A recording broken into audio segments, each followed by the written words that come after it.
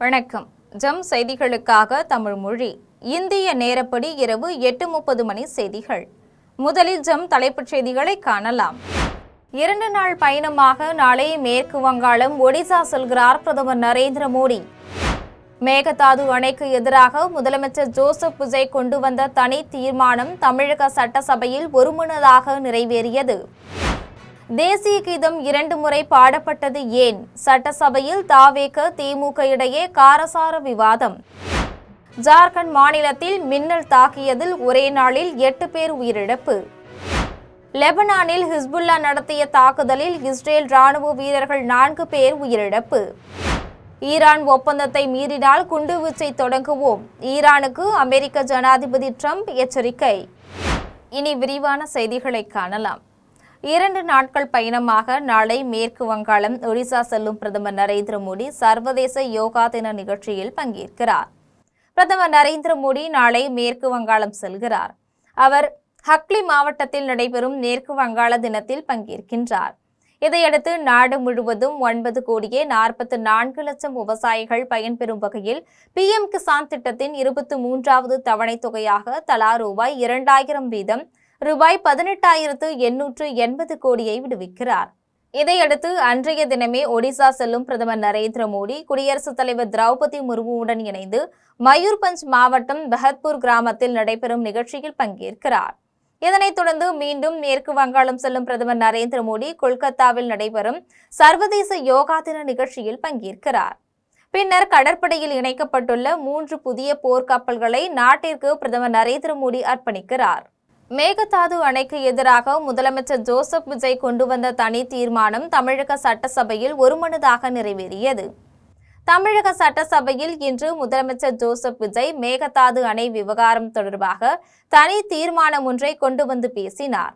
அப்போது காவிரி நடுவர் மன்றம் 2007ஆம் ஆண்டு பிப்ரவரி மாதம் 5ஆம் தேதி அளித்த இறுதி தீர்ப்பையும், உச்சநீதிமன்றம் 2018ஆம் ஆண்டு பிப்ரவரி மாதம் 16ஆம் தேதி அளித்த தீர்ப்பையும் மதிக்காமலும், மத்திய அரசின் எந்தவித அனுமதியை பெறாமலும் கர்நாடக அரசு தன்னிச்சையாக காவிரி நதியின் குறுக்கே மேகதாதுவில் அணை கட்ட முயற்சி மேற்கொள்வதை நாங்கள் எந்த வகையிலும் ஏற்றுக்கொள்ள முடியாது என்றும், கர்நாடக அரசின் இந்த செயலுக்கு தனது கடும் எதிர்ப்பை இப்பேரவை தெரிவித்துக் கொள்கின்றது என்றும் முதலமைச்சர் ஜோசப் விஜய் தெரிவித்தார்.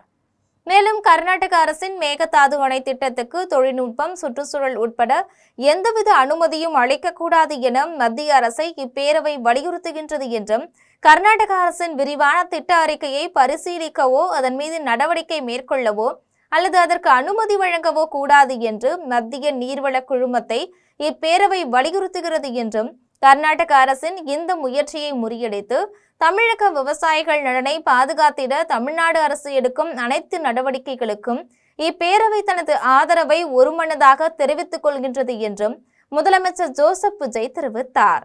அதனைத் தொடர்ந்து முதலமைச்சர் ஜோசப் விஜய் முன்மொழிந்த தனி தீர்மானத்தை எதிர்க்கட்சித் தலைவர்கள் ஆதரித்து பேசினர்.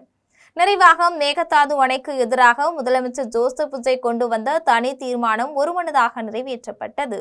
தேசிய கீதம் 2 முறை பாடப்பட்டது ஏன் என்று சட்டசபையில் தாவேக திமுக இடையே காரசார விவாதம் நடைபெற்றது. தமிழகத்தில் தாவேக அரசு பொறுப்பேற்ற பிறகு முதல் சட்டசபை கூட்டம் ஆளுநர் உரையுடன் நேற்று தொடங்கியது. முதலில் தமிழ்த்தாய் வாழ்த்தும், தொடர்ந்து தேசிய கீதமும் பாடப்பட்ட பிறகு ஆளுநர் அர்லேக்கர் உரை நிகழ்த்த தொடங்கினார். அவர் பேசி முடித்ததும் ஆளுநர் உரையை தமிழில் சபாநாயகர் JCD பிரபாகர் வாசித்தார். அதன் பின்னர் மீண்டும் தேசிய கீதம் பாடப்பட்டதும் கூட்டம் நிறைவடைந்தது.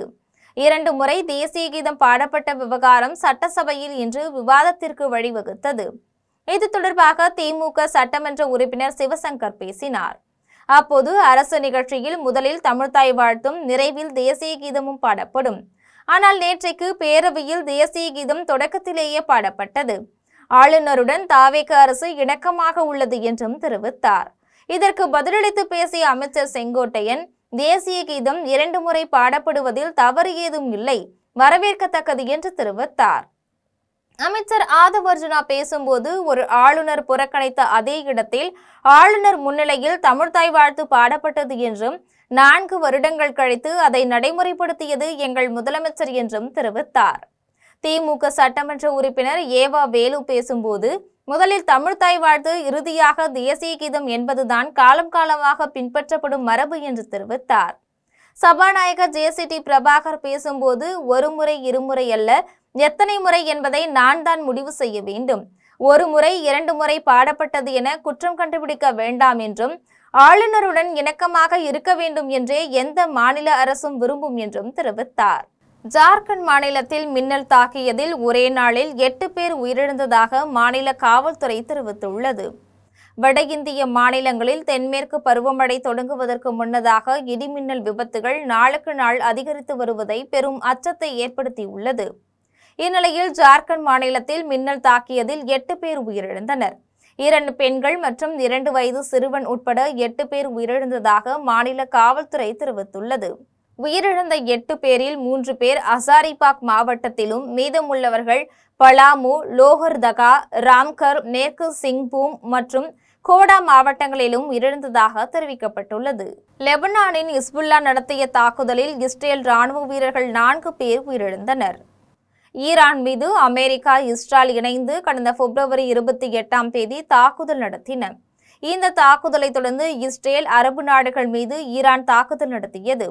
இந்த மோதலால் மத்திய கிழக்கில் பதற்றமான சூழ்நிலை நிலவியது. அதே வேளையில் ஈரானுக்கு ஆதரவாக லெபனானில் செயல்பட்டு வரும் ஹிஸ்புல்லா ஆயுதக்குழு இஸ்ரேல் மீது தாக்குதல் நடத்தியது. இதையடுத்து ஹிஸ்புல்லா ஆயுதக்குழுவினரை குறிவைத்து லெபனான் மீது இஸ்ரேல் தாக்குதல் நடத்தியது. இதனால் இரு தரப்பிற்கும் இடையே மோதல் நீடித்து வருகின்றது. இஸ்ரேல் படையினர் லெபனானுக்குள் நுழைந்து தாக்குதல் நடத்தி வருகின்றனர். இந்நிலையில் லெபனானின் டப்னின் கிராமத்தில் சென்று கொண்டிருந்த இஸ்ரேல் படையினரை குறிவைத்து ஹிஸ்புல்லா ஆயுதக்குழுவினர் தாக்குதல் நடத்தினர். இந்த தாக்குதலில் இஸ்ரேல் ராணுவ வீரர்கள் 4 பேர் உயிரிழந்தனர். மேலும் 5 பேர் படுகாயமடைந்தனர். ஈரான் ஒப்பந்தத்தை மீறினால் குண்டுவீச்சை தொடங்குவோம் என்று ஈரானுக்கு அமெரிக்க ஜனாதிபதி ட்ரம்ப் எச்சரிக்கை விடுத்துள்ளார். ஈரான் மற்றும் அமெரிக்கா இடையே 4 மாதங்களாக நடந்து வந்த கடுமையான போரை முடிவிற்கு கொண்டு வர அமெரிக்க ஜனாதிபதி ட்ரம்ப் மற்றும் ஈரான் தலைவர்கள் தற்காலிக புரிந்துணர்வு ஒப்பந்தத்தில் மின்னணு முறையில் கையெழுத்திட்டுள்ளனர். இந்த ஒப்பந்தம் நாளை சுவிட்சர்லாந்தில் உள்ள பர்கென்ஸ்டாக்கில் அதிகாரப்பூர்வமாக நேரில் கையெழுத்தாகின்றது. இதன் மூலம் உலகளாவிய கச்சா எண்ணெய் மற்றும் சமையல் கேஸ் விநியோகத்தில் 5இல் 1 பங்கை தீர்மானிக்கும் முக்கிய பாதையான ஹார்முஸ் நீரிணை நாளை முதல் முழுமையாக திறக்கப்படும் என ட்ரம்ப் அறிவித்துள்ளார். இந்நிலையில் ஈரான் ஒப்பந்தத்தை மீறினால் கடுமையான குண்டுவீச்சு தாக்குதலை நடத்துவோம் என்றும், அப்படி செய்வதை நான் விரும்பவில்லை, அவர்கள் ஒப்பந்தத்தை மதிக்க வேண்டும் என விரும்புகின்றேன் என்றும் ஜனாதிபதி ட்ரம்ப் தெரிவித்துள்ளார். ராகுல் காந்தி பிறந்த நாளை முன்னிட்டு சென்னை பழைய வண்ணாரப்பேட்டையில் இளைஞர் காங்கிரஸ் சார்பில் இரத்த தான முகாம் நடைபெற்றது. நாடாளுமன்ற எதிர்க்கட்சித் தலைவர் ராகுல் காந்தியின் 56வது பிறந்த நாளை முன்னிட்டு சென்னை பழைய வண்ணாரப்பேட்டையில் தனியார் திருமண மண்டபம் ஒன்றில் வடசென்னை கிழக்கு மாவட்ட இளைஞர் காங்கிரஸ் கட்சியின் சார்பில் இரத்த தான முகாம் நடைபெற்றது. முகாமிற்கு வடசென்னை கிழக்கு மாவட்ட இளைஞர் காங்கிரஸ் தலைவர் தீபக் தலைமை தாங்கினார். முகாமில் சிறப்பு அழைப்பாளர்களாக பெருநகர சென்னை மாநகராட்சியின் காங்கிரஸ் தலைவர் MS திரவியும், அகில இந்திய இளைஞர் காங்கிரஸ் செயலாளர் விந்தியா பானர்ஜி ஆகியோர் கலந்து கொண்டு கேக் வெட்டி அனைவரும் பகிர்ந்து கொண்டனர். அதனைத் தொடர்ந்து இரத்த தான முகாம் நடைபெற்றது. முகாமில் பங்கேற்றவர்களுக்கு இரத்த அழுத்தம், கண் பரிசோதனை செய்யப்பட்டது. அதன் பின்னர் ஏராளமானோர் கலந்து கொண்டு இரத்த தானம் செய்தனர். இரத்த தானம் செய்த அனைவருக்கும் இளைஞர் காங்கிரஸ் கட்சி சார்பில் சான்றிதழ்கள் வழங்கப்பட்டது. இதில் மாவட்ட துணைத் தலைவர்கள் பத்மா வெங்கடேஷ், நாகராஜ், பொதுச் செயலாளர் ஜெகதீஷ்குமார் உட்பட பலர் கலந்து கொண்டனர். தேர்தலுக்கு முன்பு வேறு கூட்டணியில் போட்டியிட்ட பிறகு ஆட்சி அமைப்பதற்காக கட்சி மாறுவது என்பது பாவமான காரியமல்ல என்றும், ராஜாஜி காலத்திலேயே நடந்தது என்றும் சென்னை சத்தியமூர்த்தி பவனில் முன்னாள் காங்கிரஸ் தலைவர் திருநாவுக்கரசு தெரிவித்துள்ளார். சென்னை ராயப்பேட்டையில் உள்ள தமிழக காங்கிரஸ் கமிட்டியின் தலைமை அலுவலகமான சத்தியமூர்த்தி பவனில் காங்கிரஸ் கட்சியின் மூத்த தலைவர் ராகுல் காந்தி பிறந்த நாளை முன்னிட்டு முன்னாள் காங்கிரஸ் தலைவர் திருநாவுக்கரசு கேக் வெட்டி கட்சி நிர்வாகிகளுடன் ராகுல் காந்தியின் பிறந்த நாளை கொண்டாடினார். நிகழ்ச்சியை தொடர்ந்து முன்னாள் மாநில தலைவர் திருநாவுக்கரசு செய்தியாளர்களை சந்தித்து பேசினார். அப்போது தேர்தலுக்கு முன்பு வேறு கூட்டணியில் அல்லது தனியாக போட்டியிட்ட பிறகு ஆட்சி அமைப்பதற்காக கட்சி மாறுவது அல்லது ஆதரவை மாற்றியளிப்பது என்பது பாவமான காரியமல்ல என்றும், ராஜாஜி காலத்திலேயே நடந்தது என்றும், பெண்களுக்கு எதிரான வன்கொடுமைகள், பாலியல் குற்றச்சாட்டுகள் உடனடியாக தண்டிக்கப்பட வேண்டியது என்பது மறுக்கக்கூடியது அல்ல என்றும் முன்னாள் காங்கிரஸ் தலைவர் திருநாவுக்கரசு தெரிவித்துள்ளார். தமிழக வெற்றிக் கழக அரசு வாக்குறுதி அளித்ததைப் போல் விவசாய கடனை தள்ளுபடி செய்யவில்லை என்றால் சாலையில் இறங்கி போராடுவோம் என்று பாமக தலைவர் அன்புமணி ராமதாஸ் தெரிவித்துள்ளார். சென்னை தியாகராய நகரில் தனியார் விடுதி ஒன்றில் மேகதாது அணை விவகாரம், பயிர்க்கடன் தள்ளுபடி உள்ளிட்ட விவசாயிகளின் பிரச்சினைகள் குறித்து விவாதிக்க அனைத்து உழவர் சங்க தலைவர்கள் பங்கேற்ற கலந்தாய்வு கூட்டம் நடைபெற்றது. கூட்டத்தில் சிறப்பு அழைப்பாளராக பாமக தலைவர் அன்புமணி ராமதாஸ் பங்கேற்று அனைத்து உழவர் சங்க தலைவர்களுடன் விவாதித்தார். கூட்டத்தை தொடர்ந்து பாமக தலைவர் அன்புமணி ராமதாஸ் செய்தியாளர்களை சந்தித்து பேசினார். அப்போது தமிழகத்தில் ஹைட்ரோ கார்பன் திட்டங்கள் அனுமதிக்க கூடாது, தமிழ்நாட்டில் எந்த ஆற்றிலும் மணல் எடுக்கக்கூடாது என்பன உள்ளிட்ட 21 தீர்மானங்களை நிறைவேற்றியுள்ளோம் என்று தெரிவித்தார். மேலும் கர்நாடக அரசு மேகதாதுவில் அணை கட்டக்கூடாது என்பதை வலியுறுத்தி தருமபுரி மாவட்டம் தில்லிக்குண்டு முதல் பூம்புகார் வரை நடைபயணம் மேற்கொண்டு அரசிற்கு அழுத்தம் கொடுக்க திட்டமிட்டுள்ளோம் என்றும், ஜூலை முதல் வாரத்தில் இந்த நடைபயணம் நடைபெறும் என்றும் அன்புமணி ராமதாஸ் தெரிவித்தார்.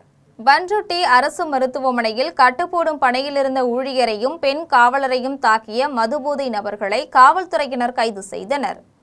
கடலூர் மாவட்டம் பண்ருட்டி அடுத்த லட்சுமி நாராயணபுரம் புதுநகரை சேர்ந்த பிரபுவின் மகன் பார்த்திபன், அவரின் உறவினர் கிருஷ்ணராஜ் ஆகியோர் இருசக்கர வாகனத்தில் சென்றபோது நிலை தடுமாறி கீழே விழுந்ததில் கை, கால், முகத்தில் காயமடைந்தனர்.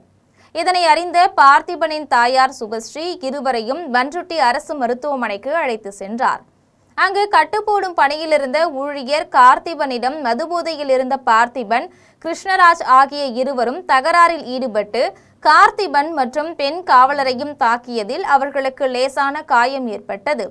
இதுகுறித்த தகவல் அறிந்த பண்ருட்டி காவல்துறையினர் மருத்துவமனைக்கு விரைந்து சென்று பார்த்திபன், கிருஷ்ணராஜ் ஆகிய இருவரையும் காவல் நிலையம் அழைத்து சென்று வழக்கு பதிவு செய்து கைது செய்தனர்.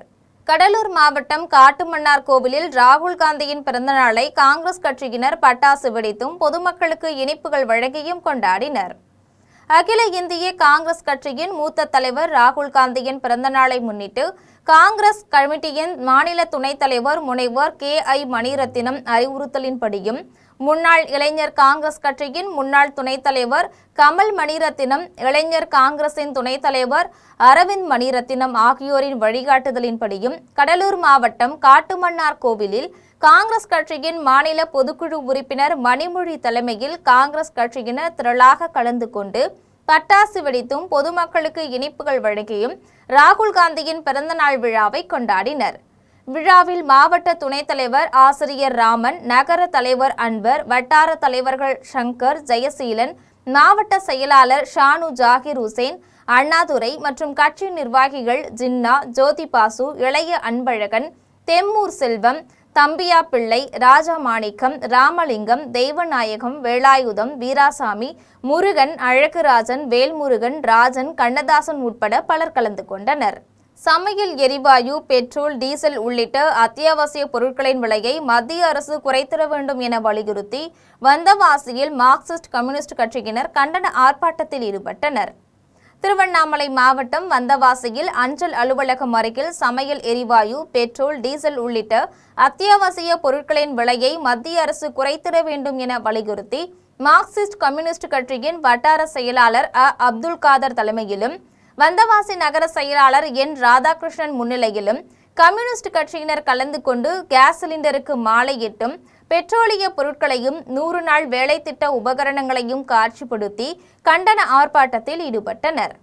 ஆர்ப்பாட்டத்தில் சிறப்பு அழைப்பாளர்களாக கலந்து கொண்ட மார்க்சிஸ்ட் கம்யூனிஸ்ட் கட்சியின் மாநில குழு உறுப்பினர் R பத்ரி மற்றும் மாவட்ட குழு உறுப்பினர்கள் யாசர் அராபத், S சுகுணா ஆகியோர் கண்டன உரையாற்றினர்.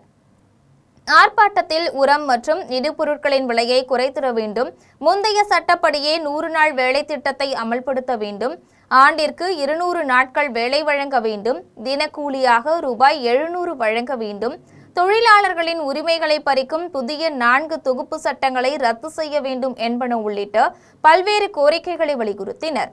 இதில் வட்டார குழு உறுப்பினர்கள் சுகுமார், சிவகுமார், அண்ணாமலை, சேட்டு, மோகன், ஆனந்தன், கிளை செயலாளர்கள் குப்புசாமி, ரமேஷ், முனியன், ராமகிருஷ்ணன் உட்பட பலர் கலந்து கொண்டனர். திருப்பூரிலிருந்து கோவைக்கு 150 பயணிகளை ஏற்றி சென்ற தனியார் பேருந்து கவிழ்ந்து விபத்துக்குள்ளானதில் 3 பேர் காயமடைந்தனர். அதிர்ஷ்டவசமாக அனைவரும் உயிர் தப்பினர். திருப்பூரிலிருந்து கோவைக்கு 900க்கும் மேற்பட்ட தனியார் பேருந்துகள் தினந்தோறும் இயக்கப்பட்டு வருகின்றது. தனியார் பேருந்துகளில் அளவிற்கு அதிகமாக பயணிகளை ஏற்றி செல்வதுடன் நேரத்தை கடைபிடிப்பதற்காக மிக விரைவாக செல்கின்றன.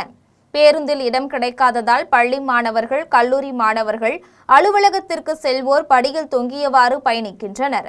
இது தொடர்பாக செய்தித்தாள்களிலும் தொலைக்காட்சிகளிலும் விழிப்புணர்வு ஏற்படுத்தியும் தனியார் பேருந்துகள் கண்டுகொள்வதில்லை.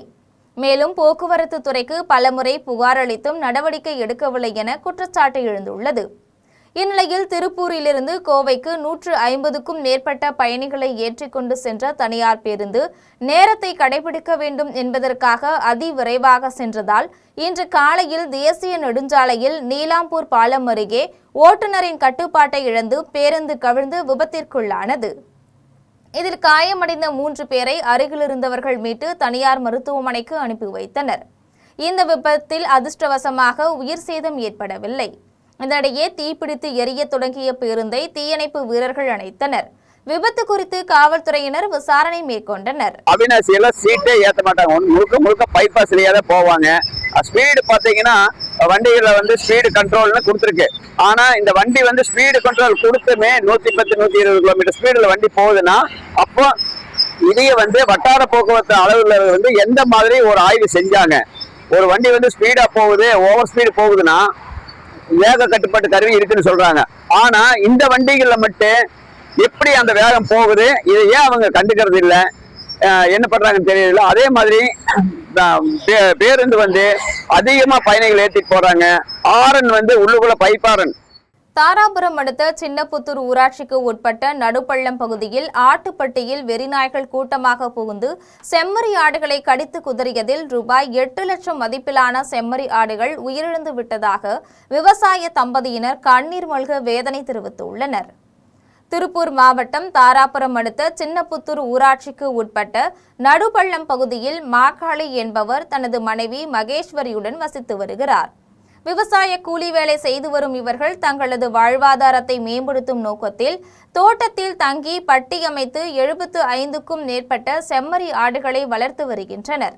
இந்நிலையில் வழக்கம் போல் கணவன் மனைவி இருவரும் ஆடுகளை தோட்டத்தில் மேய்ச்சலுக்கு அழைத்து சென்று மாலை நேரத்தில் பட்டிக்குள் ஆடுகளை அடைத்துவிட்டு இரவு தூங்க சென்றனர். காலையில் பட்டியை திறந்து பார்த்தபோது 48 செம்மறி ஆடுகள் இரத்த வெள்ளத்தில் உயிரிழந்து கிடந்ததை கண்டு அதிர்ச்சி அடைந்தனர். மேலும் 2 ஆடுகள் உயிருக்கு போராடும் நிலையில் இருந்ததாகவும் 25 ஆடுகள் சிறிய காயங்களுடன் உயிர் தப்பியதாகவும் உயிரிழந்த ஒவ்வொரு ஆடும் ரூபாய் 25,000 முதல் 30,000 வரை மதிப்புடையது என்றும் மொத்தத்தில் ரூபாய் 8 லட்சம் இழப்பு ஏற்பட்டதாக மாக்காளி தெரிவித்தார். இதனிடையே ரூபாய் 8 லட்சம் மதிப்பிலான ஆடுகளை இழந்து வாழ்வாதாரம் பாதிக்கப்பட்டுள்ள மாக்காளி மகேஸ்வரி தம்பதியினருக்கு உரிய இழப்பீட்டு நிவாரணத் தொகையை அரசு வழங்கி அவர்களின் வாழ்வாதாரத்தை மீட்டெடுக்க நடவடிக்கை எடுக்க வேண்டும் என கிராம மக்கள் மற்றும் விவசாயிகள் வலியுறுத்தியுள்ளனர். தமிழக சட்டப்பேரவையில் சமூக நீதி சர்வே என்ற பெயரில் சாதிவாரி கணக்கெடுப்பு நடத்தப்படும் என்று முதலமைச்சர் சர் ஜோசப் விஜய் அறிவித்துள்ளதை வரவேற்கும் விதமாக குடியாத்தத்தில் பாமகவினர் பட்டாசுகள் வெடித்தும் பொதுமக்களுக்கு இனிப்புகள் வழங்கியும் கொண்டாடினர். தமிழக வெற்றி கழகம் ஆட்சி அமைந்த பின்னர் முதல் சட்டமன்ற கூட்டத்தில் தமிழக ஆளுநர் உரையாற்றும் போது தமிழகத்தில் சமூக நீதி சர்வே என்ற பெயரில் சாதிவாரி கணக்கெடுப்பு நடத்தப்படும் என அறிவித்தார். இதனை வரவேற்ற பாமக தலைவர் அன்புமணி, இது தமிழக அரசியல் வரலாற்றில் ஒரு மைல்கல் என்றும், மேலும் இது ஒரு சாதிக்கான பிரச்சனை அல்ல, தமிழகத்தின் சமூக நீதி பிரச்சனை என்றும், இந்த சர்வே எடுக்கப்பட்டால் ஒட்டுமொத்த தமிழகமும் வளரும் என தெரிவித்த அன்புமணி இதனை வரவேற்பதாக அன்புமணி தெரிவித்துள்ளார். இந்நிலையில் வேலூர் மாவட்டம் குடியாத்தம் புதிய பேருந்து நிலையம் அருகே பாமக வேலூர் மேற்கு மாவட்ட செயலாளர் ரவி தலைமையில் சாதிவாரி கணக்கெடுக்கப்படும் என ஆளுநர் உரையில் அறிவிக்கப்பட்டதை வரவேற்று முதலமைச்சர் ஜோசப் விஜய்க்கும் பாமக தலைவர் அன்புமணிக்கும் நன்றி தெரிவித்து பாமகவினர் பட்டாசுகள் வெடித்து பொதுமக்களுக்கு இனிப்புகளை வழங்கி கொண்டாடினர். இதில் ஒன்றிய குழு உறுப்பினர் சுரேஷ்குமார் உள்ளிட்ட பலர் கலந்து கொண்டனர். கோவில்பட்டி அம்மா உணவகத்தில் தயார் செய்யப்படும் இட்லி தனியார் உணவகங்களுக்கு விற்பனை செய்யப்பட்டது தெரிய வந்ததை அடுத்து நெல்லை மண்டல நகராட்சி நிர்வாக இயக்குநர் ரவிச்சந்திரன் உணவக பணியாளர்கள் 2 வரை பணி நீக்கம் செய்தார். தூத்துக்குடி மாவட்டம் கோவில்பட்டி நகராட்சி அலுவலகம் அருகே செயல்படும் அம்மா உணவகத்தில் தயாரிக்கப்படும் இட்லி தனியார் உணவகங்களுக்கு விற்பனை செய்யப்படுவதாகவும், அம்மா உணவகத்தில் சாப்பிட வருபவர்களுக்கு இட்லி கிடைப்பதில்லை என்றும் குற்றச்சாட்டு எழுந்தது. இதனைத் தொடர்ந்து நெல்லை மண்டல நகராட்சி நிர்வாக இயக்குநர் ரவிச்சந்திரன் அம்மா உணவகத்தில் திடீரென ஆய்வு மேற்கொண்டார். பார்சல் வழங்க தடை விதித்தது மட்டுமின்றி உரிய விசாரணை நடத்தி தவறு செய்தவர்கள் மீது நடவடிக்கை எடுக்கப்படும் என்று தெரிவித்திருந்தார். இந்த நிலையில் அம்மா உணவகத்தில் பணியாற்றிய கங்கா, சங்கரேஸ்வரி ஆகிய 2வரும் பணி நீக்கம் செய்யப்பட்டுள்ளனர். மேலும் அம்மா உணவகத்தில் கண்காணிப்பு கேமராவும் பொருத்தப்பட்டுள்ளது. பார்சல் வழங்கப்படாது என்றும், புகார் இருந்தால் தொடர்பு கொள்ள வேண்டிய தொலைபேசி எண் குறித்தும் அம்மா உணவகத்தில் நோட்டீஸ் ஒட்டப்பட்டுள்ளது. கோவில்பட்டி நகராட்சிக்குள்ள சொந்தமான அம்மா உணவகத்தில் நேற்று வரைக்கும் ₹1 விற்கப்படும் இட்லி ஏழை மக்களுக்கு கிடைக்காம கடைகளுக்கு விற்பனை செஞ்சுட்டு இருந்தாங்க. பலமுறை கோரிக்கை வச்சோம், அது எந்தவித நடவடிக்கையும் இல்லை. நேற்று பத்திரிகை செய்தி வாயிலாக ஊடகங்களில் அனைத்திலும் பேசப்பட்டதுனால இன்றைக்கி நெல்லையிலிருந்து நெல்லை மண்டல நகராட்சி இயக்குனர் அவர்கள் ஆய்வு பண்ணியிருக்காங்க. நல்ல விஷயம். இப்போ நேற்று வரைக்கும் கிடைக்காத இட்லி இன்றைக்கி ஒரு 8:30 மணி ஆச்சு, இப்போ கிடைக்கி. நேற்று 7:45 மணிக்கெலாம் கிடைக்காத இட்லி இன்றைக்கி ஒரு 8:30க்கு மேலேயும் கிடைக்கி. இட்லி இருக்குங்க. இது ஒரு நல்ல விஷயம், வரவேற்கத்தக்க விஷயம். அதே போல் மதிய நேரங்களில் அம்மா உணவகம் சார்பாக கோவில்பட்டி பழைய பேருந்து நிலையத்தில் உணவு கொடுப்பாங்க. அதையும் கரெக்டாக ஆய்வு பண்ணி ஏழை மக்களுக்கு கிடைக்கிற மாதிரி வச்சு அந்த இடத்துல கடை இருக்குன்னு தெரிகிற மாதிரி ஒரு போர்டு வச்சாலே ஏழை மக்களுக்கு ஒரு பிரயோஜனமாக இருக்கும். இதுபோல் தொடர்ந்து ஆய்வு செஞ்சால். மதுரை மாவட்டம் சூரப்பட்டி அருகே பாலாற்றின் குறுக்கே தடுப்பணை கட்டுவதற்கு எதிர்ப்பு தெரிவித்து பிரான்மலை, கிருங்காக்கோட்டை, சிங்கம்புணரியில் வணிகர்கள் கடையடைப்பு போராட்டத்தில் ஈடுபட்டனர். வடகிழக்கு பருவமழை காலங்களில் திண்டுக்கல் மாவட்டம் நத்தம் அடுத்த கரந்தமலை பகுதியில் உற்பத்தியாகும் பாலாற்று நீர் மதுரை மாவட்டம் சூரப்பட்டி, சிவகங்கை மாவட்டம் அணைக்கரைப்பட்டி, சிங்கம்புணரி வழியாக பாய்ந்து திருப்பத்தூர் வரை செல்கின்றது. இந்நிலையில் இந்த பாலாறு விருச்சுழி என பெயர் மாறி ராமநாதபுரம் மாவட்டம் தொண்டி அருகே வங்கக்கடலில் கலக்கின்றது. இந்த பாலாற்றின் மூலம் 1 லட்சத்திற்கும் மேற்பட்ட ஏக்கர் நிலப்பரப்பில் விவசாயம் செய்து விவசாயிகள் பயன்பெற்று வருகின்றனர். இந்நிலையில் மதுரை மாவட்டம் பள்ளப்பட்டி அருகே கடந்த ஆண்டு பாலாற்றின் குறுக்கே ₹2 கோடி செலவில் தடுப்பணை கட்டப்பட்டது. மீண்டும் சுமார் 2 கிலோமீட்டர் தூரத்திற்கு சூரப்பட்டி என்ற இடத்தில் பாலாற்றின் குறுக்கே 6 அடி உயரத்தில் ₹9 கோடி செலவில் பெரிய தடுப்பணை கட்டும் பணிகள் நடைபெற்று வருகின்றன. இதனிடையே வடகிழக்கு பருவமழை காலங்களில் பெய்யும் மழையை நம்பியே உள்ள சிங்கம்புணரி ஒன்றியம், திருப்பத்தூர் ஒன்றியம் உள்ளிட்ட விவசாயிகளிடம் கருத்துக்கள் கேட்காமல் பெரிய தடுப்பணை கட்டுவதற்கு விவசாயிகள் எதிர்ப்பு தெரிவித்து திருப்பத்தூர் சட்டமன்ற உறுப்பினர் ஸ்ரீனிவாச சேதுபதி, மதுரை மாவட்ட வருவாய் ஆய்வாளர், தலைமை கண்காணிப்பாளர், பொறியாளர், நீர்வளத்துறை கண்காணிப்பு பொறியாளர், நீர்வளத்துறை, பெரியார் வைகை உபரி கூட்டம் மதுரை உள்ளிட்ட அதிகாரிகளிடம் பாலாறு பாசன விவசாயிகள் சங்க கூட்டமைப்பினர் மனு அளித்தனர். இந்நிலையில் சிங்கம்புணரி வணிகர் நல சங்கம் சார்பில் சிங்கம்புணரி நகர், கிருங்காக்கோட்டை, பிரான்மலை, காலாப்பூர், சதுர்வேதமங்கலம், மருதிப்பட்டி உள்ளிட்ட பகுதிகளில் வணிகர்கள் தடுப்பணை கட்ட எதிர்ப்பு தெரிவித்து கடையடைப்பில் ஈடுபட்டனர். இதேபோன்று பாலாற்றின் குறுக்கே தடுப்பணை கட்டுவதற்கு எதிர்ப்பு தெரிவித்து சிங்கம்புணரியில் விவசாயிகள் கூட்டமைப்பினர் கண்டன ஆர்ப்பாட்டத்தில் ஈடுபட்டனர். ஸ்ரீபெரும்புதூர் வட்டாட்சியர் அலுவலகத்தில் 2வது நாளாக நடைபெற்ற ஜமாபந்தி நிகழ்ச்சியில் சென்னை சமூக நல பாதுகாப்பு இயக்குநர் காயத்ரி கிருஷ்ணன் ஆய்வு செய்தபோது பொதுமக்களிடமிருந்து பெறப்பட்ட மனுக்கள் மீது விரைந்து நடவடிக்கை எடுக்க வேண்டும் என துறை சார்ந்த அதிகாரிகளுக்கு உத்தரவிட்டார். காஞ்சிபுரம் மாவட்டம் ஸ்ரீபெரும்புதூர் வட்டாட்சியர் அலுவலகத்தில் 2வது நாளாக வருவாய் தீர்வாயம் எனப்படும் ஜமாபந்தி நிகழ்ச்சி நடைபெற்றது.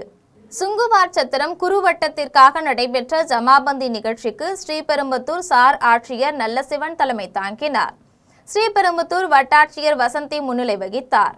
இன்றைய ஜமாபந்தி நிகழ்ச்சியில் சுங்குவார் சத்திரம் குறுவட்ட பகுதிக்கு உட்பட்ட கிராமங்களை சேர்ந்த பொதுமக்கள் பெருமளவில் கலந்து கொண்டு பட்டா மாற்றம் செய்ய வேண்டும், முதியோர் உதவித்தொகை வழங்க வேண்டும், இலவச வீட்டுமனை பட்டா வழங்க வேண்டும், குடிநீர் பற்றாக்குறையை போக்க வேண்டும், சாலை வசதியை ஏற்படுத்த வேண்டும் என்பன உள்ளிட்ட அடிப்படை வசதிகளை நிறைவேற்ற வேண்டும் என வலியுறுத்தி கோரிக்கை மனுக்களை அளித்தனர். இதனிடையே ஜமாபந்தி நிகழ்ச்சியில் சென்னை சமூக நல பாதுகாப்புத்துறை இயக்குநர் காயத்ரி கிருஷ்ணன் பங்கேற்று ஆன்லைனில் மனுக்கள் எவ்வாறு பதிவேற்றம் செய்யப்படுகின்றன, பெறப்பட்ட மனுக்களுக்கு எவ்வாறு தீர்வு காணப்படுகின்றது என்பது குறித்து ஆய்வு செய்தார். அப்போது பொதுமக்களிடமிருந்து பெறப்பட்ட மனுக்களில் தகுதி வாய்ந்த மனுக்கள் மீது உடனடி தீர்வு காண வேண்டும் என சமூக நல பாதுகாப்புத்துறை இயக்குனர் காயத்ரி கிருஷ்ணன் பரிந்துரை செய்தார். அதனைத் தொடர்ந்து பெறப்பட்ட மனுக்களில் தகுதி வாய்ந்த பயனாளிகளுக்கு அன்றைய தினமே நலத்திட்ட உதவிகள் வழங்கப்பட்டன. மீதமுள்ள மனுக்கள் மீது விரைந்து நடவடிக்கை எடுக்க சம்பந்தப்பட்ட துறை அதிகாரிகளுக்கு சமூக நல பாதுகாப்புத்துறை இயக்குனர் காயத்ரி கிருஷ்ணன் உத்தரவிட்டார். போளூர் அருகே கிணற்றில் மிதந்த சடலத்தை மீட்டு காவல்துறையினர் விசாரணை மேற்கொண்டனர். திருவண்ணாமலை மாவட்டம் போளூர் நகரில் தேசிய நெடுஞ்சாலையின் அருகே உள்ள கிணற்றில் அடையாளம் தெரியாத நபரின் சடலம் மிதப்பதாக அவ்வழியாக சென்றவர்கள் போளூர் நகர காவல் நிலையத்திற்கு தகவல் அளித்தனர். தகவலின் பேரில் காவல்துறையினர் மற்றும் தீயணைப்பு துறையினர் சம்பவ இடத்திற்கு சென்று கிணற்றில் மிதந்த சடலத்தை மீட்டனர். இதையடுத்து காவல்துறையினர் சடலத்தை கைப்பற்றி பிரேத பரிசோதனைக்காக திருவண்ணாமலை அரசு மருத்துவமனைக்கு அனுப்பி வைத்தனர். அதன் பின்னர் விசாரணை செய்ததில் போளூர் பகுதியில் சுற்றித் திரிந்த சாமியார் எனவும் போளூர் பகுதியில் நீண்ட காலமாக இருந்து வந்ததாகவும் தெரிய வந்தது. மேலும் அவர் குளிப்பதற்காக கிணற்றில் இறங்கிய போது தவறி விழுந்தாரா அல்லது வேறு ஏதாவது காரணமா என காவல்துறையினர் விசாரணை நடத்தி வருகின்றனர். மூத்த அமைச்சர் செங்கோட்டையனின் உதவியாளர் சபேசன் போக்குவரத்து கழக ஊழியர்களை பணியிட மாற்றம் செய்து அராஜகத்தில் ஈடுபடுவதாக ஈரோடு மாவட்ட அதிமுகவினர் குற்றம் சாட்டியுள்ள சம்பவம் பரபரப்பை ஏற்படுத்தியுள்ளது. கோபிசெட்டிப்பாளையத்தில் செயல்படும் அரசு போக்குவரத்து கழகத்தில் பணியாற்றும் அண்ணா தொழிற்சங்கத்தை சேர்ந்த ஓட்டுநர்கள் நடத்துனர்கள் சட்டமன்ற தேர்தலில் செங்கோட்டையனை எதிர்த்து தேர்தல் பணியாற்றினர். இதனை கருத்தில் கொண்டு தவேகவின் வருவாய்த்துறை அமைச்சர் செங்கோட்டையன் உத்தரவின் பேரில் அவரது உதவியாளர் சபேசன் என்பவர் கோவையில் போக்குவரத்து மண்டல பொது மேலாளரை சந்தித்து ஓட்டுநர் நடத்துனர் என 9 பேரையும் பணியிட மாற்றம் செய்ய வேண்டும் என கூறி அவர்களின் பட்டியலை அளித்துள்ளார். அதன் அடிப்படையில் கோபிசெட்டிப்பாளையம் போக்குவரத்து கழகத்தில் பணியாற்றி வந்த 9 நபர்களும் கோவை, உடுமலைப்பேட்டை, திருப்பூர் என பல்வேறு இடங்களுக்கு பணியிட மாற்றம் செய்யப்பட்டனர். இந்த பணியிட மாற்றத்தை கண்டித்து அதிமுக சார்பில் கண்டன ஆர்ப்பாட்டம் நடத்த காவல்துறை அனுமதி மறுத்துவிட்டது. இதையடுத்து ஈரோடு மேற்கு புறநகர் மாவட்ட செயலாளரும் முன்னாள் சட்டமன்ற உறுப்பினருமான செல்வராஜ் தலைமையிலான அதிமுக நிர்வாகிகள் ஈரோடு மாவட்ட காவல்துறை கண்காணிப்பாளர் அலுவலகத்தில் புகார் மனு அளித்தனர். புகார் மனு அளித்த பின்னர் முன்னாள் சட்டமன்ற உறுப்பினர் செல்வராஜ் செய்தியாளர்களை சந்தித்து பேசினார். அப்போது அமைச்சர் செங்கோட்டையனின் உதவியாளர் சபேசன் தனது செல்போனிலிருந்து கோவை மண்டல பொது மேலாளருக்கு ஊழியர்களை இடமாற்றம் செய்ய கோரி வாட்ஸ்அப் மூலம் தகவல் அனுப்பியுள்ளார் என்றும், மூத்த அமைச்சரான செங்கோட்டையன் தனது உதவியாளரை கட்டுப்படுத்த வேண்டும் என்றும், தமிழக முதலமைச்சர் இந்த பிரச்சனையில் தலையிட்டு ஊழியர்களின் பணியிட மாற்றத்தை ரத்து செய்ய வேண்டும் என்றும் முன்னாள் சட்டமன்ற உறுப்பினர் செல்வராஜ் தெரிவித்தார். செய்தியாளர் சந்திப்பின் போது கோபி நகர செயலாளர் பிரணேஷ் உள்ளிட்ட அதிமுக மற்றும் அண்ணா தொழிற்சங்க நிர்வாகிகள் உடனிருந்தனர். தமிழக முதலமைச்சர் ஜோசப் விஜயின் பிறந்தநாளை முன்னிட்டு புத்தளி கிராமத்தில் தமிழக வெற்றி கழகத்தினர் கேக் வெட்டி முதலமைச்சரின் பிறந்தநாளை கொண்டாடினர். தமிழக முதலமைச்சர் ஜோசப் விஜய் வரும் 22ஆம் தேதி தனது பிறந்தநாளை கொண்டாடுகிறார். அதனை முன்னிட்டு காஞ்சிபுரம் மாவட்டம் உத்தரமேரூர் கிழக்கு ஒன்றிய தமிழக வெற்றி கழகத்தின் சார்பில் உத்தரமேரூர் ஊராட்சி ஒன்றியத்திற்கு உட்பட்ட காவம்பயிர் ஊராட்சியின் புத்தளி கிராமத்தில் இலவச பொது மருத்துவ முகாம் நடைபெற்றது. முகாமிற்கான ஏற்பாடுகளை RLC மற்றும் புத்தளி கிராமத்தின் தமிழக வெற்றி கழகத்தினரும் இணைந்து செய்திருந்தனர். முகாமில் பங்கேற்ற RLC மருத்துவமனை மருத்துவர் செவிலியர்களுக்கு ஒன்றிய செயலாளர் திருப்புலிவனம் ரஞ்சித் குமார் சால்வை அணிவித்து கௌரவித்தார். அதன் பின்னர் முகாமை துவக்கி வைத்தார். முகாமில் சர்க்கரை நோய், பொது மருத்துவம் உள்ளிட்ட 25க்கும் மேற்பட்ட மருத்துவ பரிசோதனைகளை மருத்துவ குழுவினர் செய்தனர். முகாமில் நோய் தாக்கம் அதிகரித்துள்ளவர்களை தேர்வு செய்து மேல் சிகிச்சைக்காக அனுப்பி வைத்தனர். முகாமில் 200க்கும் மேற்பட்டோர் கலந்து கொண்டு பயனடைந்தனர். அதனைத் தொடர்ந்து முகாமில் பங்கேற்றவர்களுடன் கேக் வெட்டி முதலமைச்சர் ஜோசப் விஜயின் பிறந்த நாளை தமிழக வெற்றி கழகத்தினர் கொண்டாடினர். ஜாதிவாரி கணக்கெடுப்பை வரவேற்று அரக்கோணத்தில் பாமகவினர் பட்டாசு வெடித்து பொதுமக்களுக்கு இனிப்புகள் வழங்கி கொண்டாடினர். தமிழகத்தில் பாட்டாளி மக்கள் கட்சி சாதிவாரி கணக்கெடுப்பு எடுக்க வேண்டும் என பல ஆண்டுகளாக கோரிக்கை விடுத்து வருகின்றது. இந்நிலையில் மத்திய அரசு ஜாதிவாரி கணக்கெடுப்பு நடத்திய பின்னர் தமிழகத்திலும் நடத்தப்படும் என தமிழக சட்டசபையில் நேற்று அறிவிக்கப்பட்டது. இதை பாமக தலைவர் அன்புமணி முதலமைச்சருக்கு நன்றி தெரிவித்து வரவேற்றார். அதனைத் தொடர்ந்து இன்று ராணிப்பேட்டை மாவட்டம் அரக்கோணம் புதிய பேருந்து நிலையத்தில் மாவட்ட செயலாளர் சரவணன் தலைமையில் பாமகவினர் ஒன்று திரண்டு பட்டாசு வெடித்து பொதுமக்களுக்கு இனிப்புகள் வழங்கி கொண்டாடினர். இதில் முக்கிய நிர்வாகிகள் கிருஷ்ணன் மற்றும் மாவட்ட நகர ஒன்றிய பொறுப்பாளர்கள் உட்பட பாமகவினர் ஏராளமானோர் கலந்து கொண்டனர். போராடி குரல் கொடுத்த அந்த அற்புதமான கோரிக்கையை நிறைவேற்றி தந்த நம்முடைய எத்தனையோ முதலமைச்சர்கள் எடுக்கிற கோரிக்கைகளையும் வைத்தார்கள். ஆனால் நிறைவேற்றுகிற இடத்திலிருந்து நிறைவேற்றிய மாண்புமிகு முதலமைச்சர் மரியாதைக்குரிய விஜய் அவர்களுக்கு பாட்டாளி மக்கள் கட்சியின் சார்பாக, எங்களுடைய சின்னையாவின் சார்பாக, ராணிப்பேட்டை கிழக்கு மாவட்டத்தின் சார்பாக மற்றற்ற மகிழ்ச்சியோடு நன்றி தெரிவித்துக் கொள்கிறோம். இது ஒரு சமூக காங்கிரஸ் கட்சி சார்பில் நரிக்குறவர்கள் குடியிருப்பு பகுதியில் ராகுல் காந்தி பிறந்தநாள் விழா கொண்டாடப்பட்டது. ராணிப்பேட்டை மாவட்டம் அரக்கோணம் தணிகை போரூர் ஊராட்சி நரிக்குறவர்கள் குடியிருப்பு பகுதியில் பாராளுமன்ற எதிர்க்கட்சி காங்கிரஸ் தலைவர் ராகுல் காந்தி பிறந்தநாள் விழா மாவட்ட காங்கிரஸ் கட்சியின் இளைஞரணி துணைத் தலைவர் பாலா தலைமையில் நடைபெற்றது. விழாவில் சிறப்பு அழைப்பாளராக காங்கிரஸ் கட்சி மாவட்ட தலைவர் நரேஷ்குமார் கலந்து கொண்டு கேக் வெட்டி அப்பகுதி மக்களுக்கு இனிப்புகள், அன்னதானம் மற்றும் கேக் வழங்கினார்.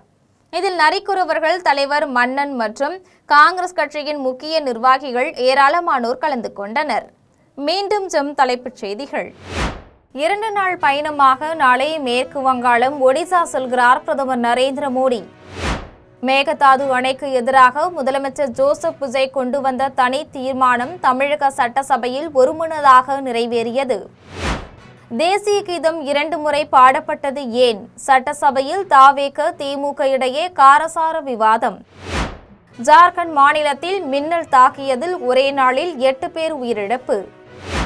லெபனானில் ஹிஸ்புல்லா நடத்திய தாக்குதலில் இஸ்ரேல் ராணுவ வீரர்கள் 4 பேர் உயிரிழப்பு. ஈரான் ஒப்பந்தத்தை மீறினால் குண்டுவீச்சை தொடங்குவோம், ஈரானுக்கு அமெரிக்க ஜனாதிபதி ட்ரம்ப் எச்சரிக்கை. இத்துடன் செய்திகள் நிறைவடைகின்றன. மீண்டும் செய்திகள் நள்ளிரவு 12 மணிக்கு. உடனுக்குடன் செய்திகளை காண GemLive.tv என்ற இணையதளத்தில் இணைந்திருங்கள். நன்றி, வணக்கம்.